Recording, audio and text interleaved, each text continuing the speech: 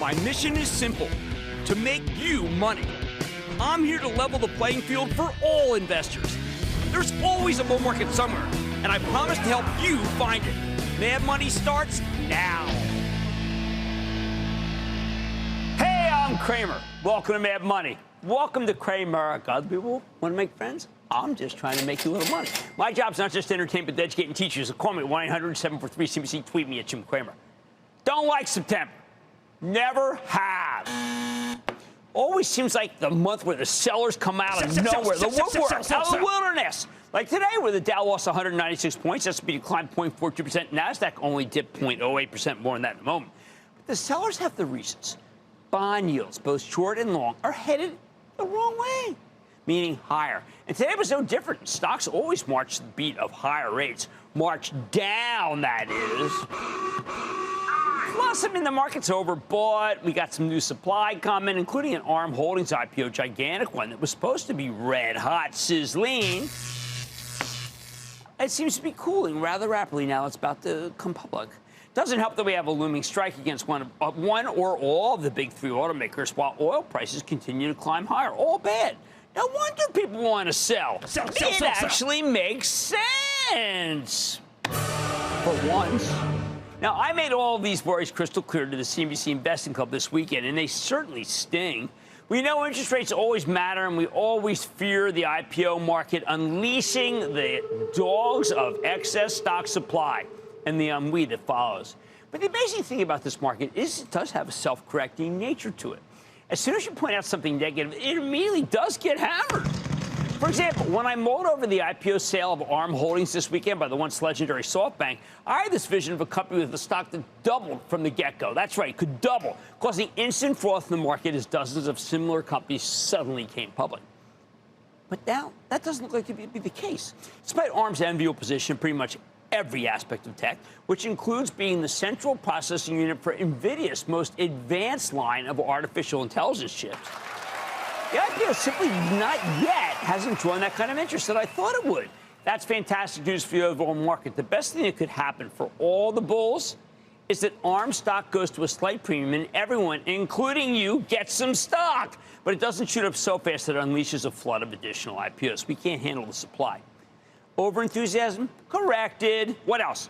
I feared that the only thing keeping the Fed from continuing to raise rates is that sticky nature of higher housing prices. Out of nowhere, I mean literally out of nowhere, the stock gods heard my concern, and the shares of all the major home builders fell just precipitously today. Hideous day for them. They've been the Fed's nemesis, and any rollover of their stocks, which have been among the strongest performers in the market this year, could be signaling a long-awaited cooling off of home prices, meaning the Fed might be done. Over exuberance? Expunge.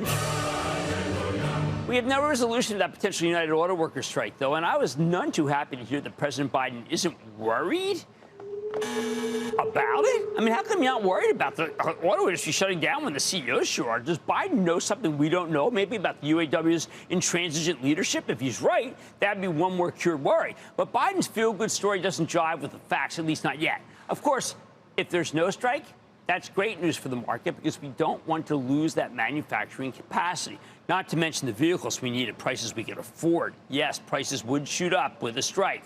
A strike will make cars and trucks a lot more expensive. It sure looks like the UAW wants to strike, though. Can President Biden have been that idle in his statement? No way to curb your lack of enthusiasm after his offhanded remark, except to say that perhaps he's close to Sean Fain, the new leader of the UAW, who is a throwback to the Walter Reuther era, when this union could effectively bring the whole city of Detroit to its knees and hurt the whole country. Then there's oil. What can I say? It's become the momentum trade that's working and breaking out. I like Pioneer Natural Resources. I like Qatar Energy for the Charitable Trust. Pioneer is the low-cost oil producer in the Permian. Qatar is the low-cost natural gas play in the country. I put them in only because I have yet to figure out how we can reverse the trend of higher energy prices. No answer short of the president dumping whatever he can from the entire Strategic Petroleum Reserve at once, a suboptimal move to bridge a temporary situation, although it certainly helped last year.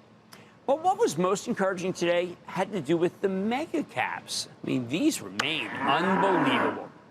Out of nowhere, we got some crazy rallies. Meta Platforms, after spending the morning treading water to declining, suddenly surged and finished the day up nearly $4. A classic case of an increase in the face of nothing a characterism of all the mega caps. Same deal with characteristic of all the mega caps. I like that more. Same deal with Microsoft, an explosion higher after a so-so opening, also based on absolutely nothing. Apple, Nvidia, and Alphabet were resting comfortably, but Tesla jumped more than $11 on better sales in China. Something it really does call into question all the worries that we have of a flood of cheaper Chinese electric vehicles here, swamping our auto market. Say something we'll have to talk about with Chamber Secretary Gina Raimondo, fresh off her trip to China. She is so on this issue. We had a tougher time with senior growth stocks today. Sure, Chipotle tacked on almost 13 points after a strong push by Baird. I think that $1,951 stock is headed to $2,100, written all over it, even as the darn thing's already up 40% for the year, because the senior growth stocks in this market tend to have some tremendous staying power. Witness the endless run in service now, up another 6 and closing in on 600, where it would be down just 14 points from the 52-week high. The only spoil sport is the very odd action in Salesforce, which reported a blowout quarter just last week and rallied 12 points in after hours trading, only to see almost the entire move now repealed 1 week before their huge Dreamforce conference in San Francisco, nonetheless. Still, these positives will not outweigh the negatives if interest rates don't stop rising. It happened again today, just a huge increase in rates. In yesterday's Investing Club missive, I talked about the pernicious nature of relentless rate increases, as they tend to crush the stocks of the industrials and the transports, which is exactly what happened today. There's no way this market will be able to advance if rates keep climbing. No way. I repeat that. No way. Look, I've been adamant there will be no recession, but that adamance came from a belief that those who looked at interest rates a year ago, the inverted yield curve, remember that, and pronounced them as an arbinger of a recession were just dead wrong. Rates have to stop somewhere near here, though, to keep that recession off the table. Maybe we avoid both. Rates stabilize and stocks fly higher, but that's not what oil is saying, and it's not what the major cyclicals retorted today.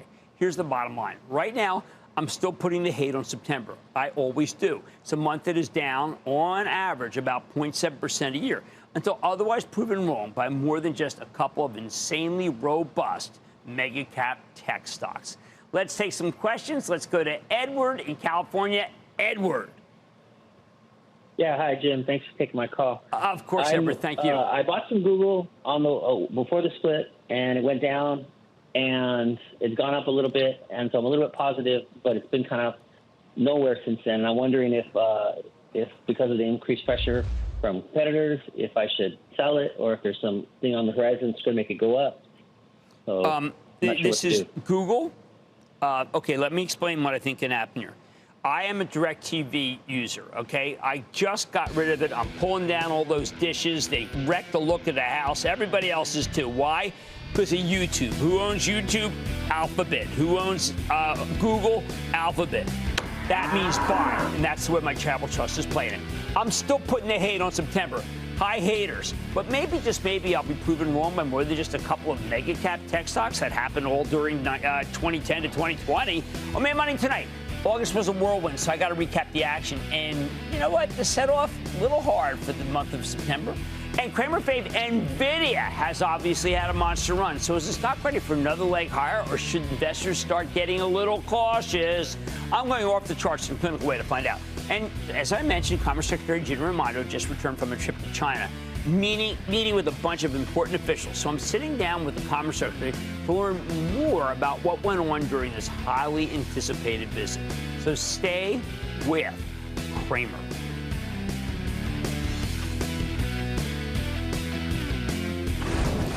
Don't miss a second of Mad Money. Follow @Jim Cramer on Twitter. Have a question? Tweet Cramer. #MadTweets. Send Jim an email to madmoney@cnbc.com or give us a call at 1-800-743-CNBC. Miss something? Head to madmoney.cnbc.com.